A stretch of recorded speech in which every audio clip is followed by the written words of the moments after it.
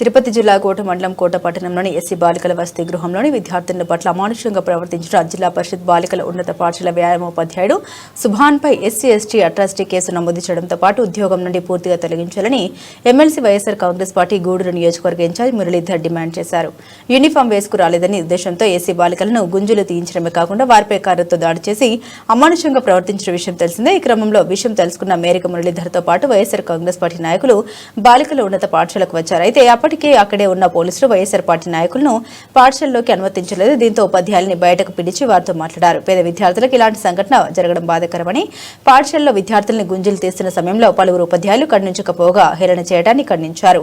అలాంటి వారిపై కూడా చట్టపరమైన చర్యలు తీసుకోవాలని, మళ్లీ ఇలాంటి సంఘటన పునరావృతం కాకుండా ఉపాధ్యాయులు చూసుకోవాలని పాఠశాల ప్రధాన ఉపాధ్యాయులకు హితవు పలికారు. ఆయన వెంట వైఎస్ఆర్ కాంగ్రెస్ పార్టీ మండల అధ్యక్షులు పలగాటి సంపత్ కుమార్ రెడ్డి, ఎర్రగాటి మధుసూదన్ రెడ్డి, చిల్లకూరు సాయి ప్రసాద్ రెడ్డి, వేమారెడ్డి, షణిల్ రెడ్డి, శశిరెడ్డి, పాముల సురేంద్ర, సుధారెడ్డి తదితరులు పాల్గొన్నారు.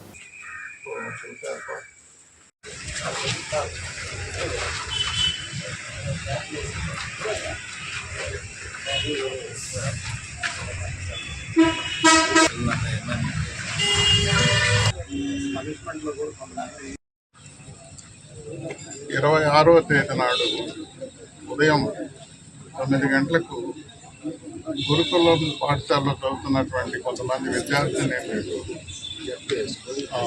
హై స్కూల్లో మరి పీఈటీగా పనిచేస్తున్నటువంటి మా భాష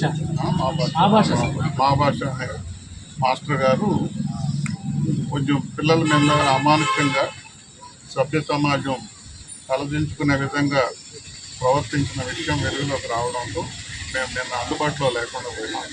బయట ఉండాల్సి వచ్చిన పరిస్థితుల్లో పుట్టగొట్టిన బయలుదేరి ఈరోజు మార్నింగ్ రావడం జరిగింది. ఈ లోపల ప్రభుత్వం కూడా ఈ విషయాలు తెలిసి మరి అతనికి సస్పెండ్కి రికమెండ్ చేశారని తెలిసింది. పోలీసు వాళ్ళు కూడా మరి వెంటనే యాక్షన్ తీసుకోవడం జరిగింది. నిజంగా ఇట్లాంటి ఈ కాలంలో ఇంత దౌర్భాగ్యంగా ప్రవర్తించడం ఎవరికి కరెక్ట్ కాదు.